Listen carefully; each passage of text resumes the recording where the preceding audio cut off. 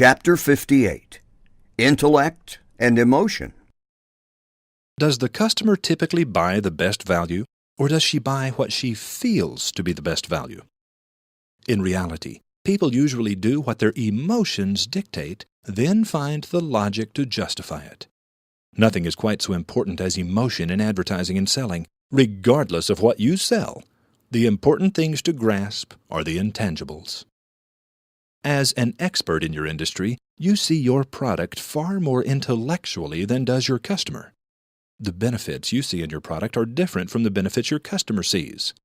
You see things that make your product different from your competitors. Your customer sees only what your product will do for her, and chances are your competitor's product will do the same thing. Your customer will buy whichever product she feels best about. Make sure she feels best about yours. Advertising may increase the customer's emotional predisposition toward your store, as well as increase the number of selling opportunities you may have. But it often takes a salesperson to close the sale. Good advertising begins the process of selling, but it is a process that must be completed on the sales floor. Do your salespeople know what your ads say? Are they in step with the spirit and thrust of the message you're sending the public? Listening to your salespeople should be like hearing an extension of your ads. If your salespeople and your advertising aren't saying the same thing, you must bring the two together. The most effective selling organization will be the one whose external sales message, advertising, is in perfect harmony with its internal sales message, sales presentations. If your ad writers are marching to the beat of the same drum heard by your sales staff, there will be synchronicity and success. If they're marching to different rhythms or in different directions, there will be chaos. How well do you play the drum? Intangibles are the most honest merchandise anyone can sell. They're always worth whatever you're willing to pay for them, and they never wear out. You can take them to your grave untarnished. Lazarus Long. Chapter 59, Silver Paint and a Weed Eater. I have a friend named Tony who gave his entire fortune to an oil lease speculator in return for mineral rights on 4,200 acres with a dozen oil wells. Even though oil speculators are notoriously ruthless, it never occurred to Tony that he might be putting his money at risk, or that it might be helpful to have a basic understanding of the oil business. Tony isn't like the rest of us. 2 weeks after Tony paid for the oil lease, the price of oil began a sharp decline. Due to the unexpected costs of maintaining the oil field equipment, Tony was soon down to his last few $100s. The government then notified Tony that he could pump no more oil until he drilled an extremely expensive injection well to dispose of unwanted salt water. On paper, the oil lease was now unsaleable. A quick glance at production records would make it obvious to any oil man that this particular oil field was a very risky investment. "Tony, what are you going to do?" "Wait and see," he answered. Using a mower, a weed eater, and several gallons of silver paint, Tony turned his 4,200 acres into such a beautiful park that I found myself looking for the flags on the putting greens. Sparkling silver pump jacks floated on a sea of immaculate green grass. I've seen state parks less beautiful. The oil business has always been the world's grimiest, yet here was a place you could bring the family for a picnic. Even the most jaded, analytical, cold-blooded oil men were impressed with Tony's little wonderland. Men who had made fortunes by taking advantage of desperate and inexperienced investors were now bidding against each other to own Tony's oil park.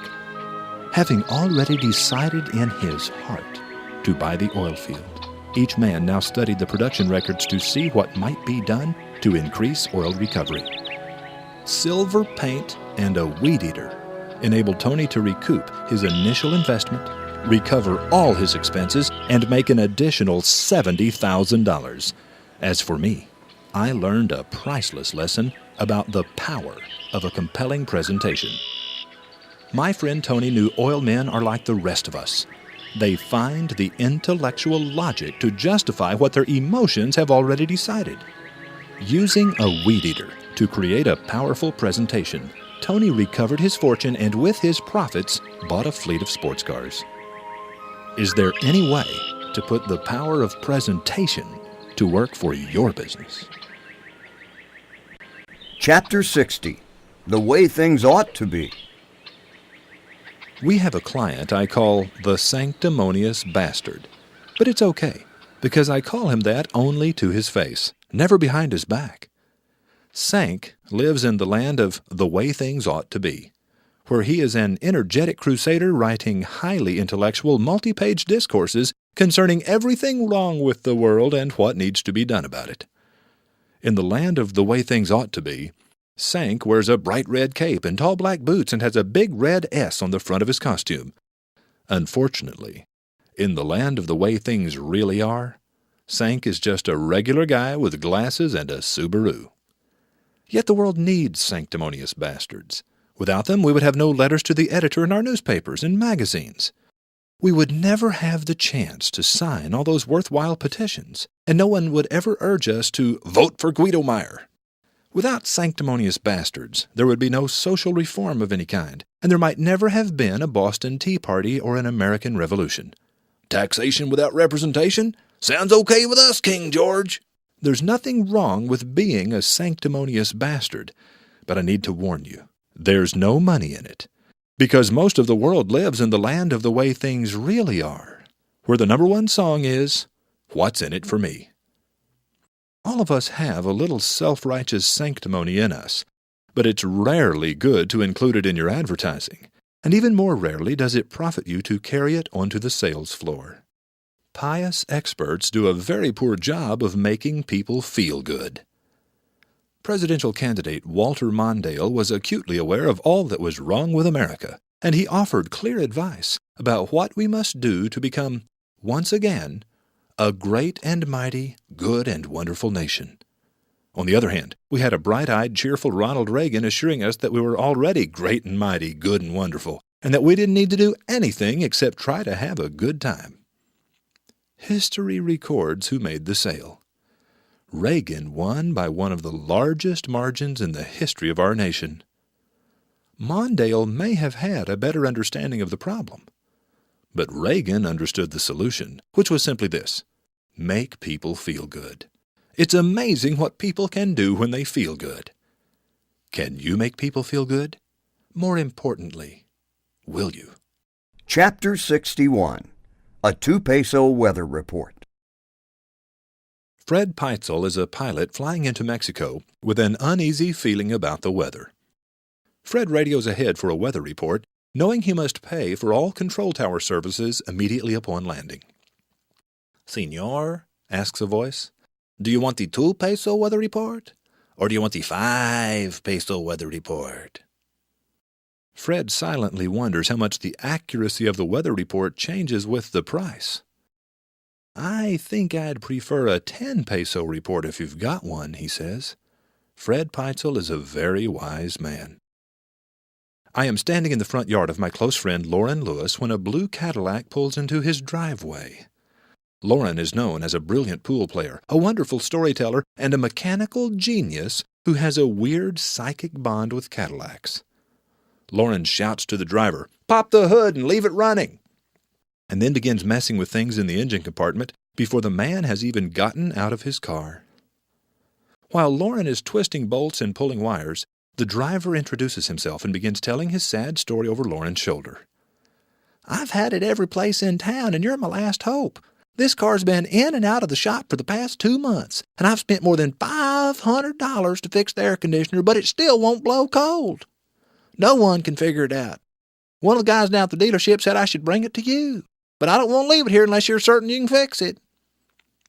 Just then, Lauren closes the hood and says, "I heard the problem as you were pulling into the drive. Now reach through the window and stick your hand in front of the vent."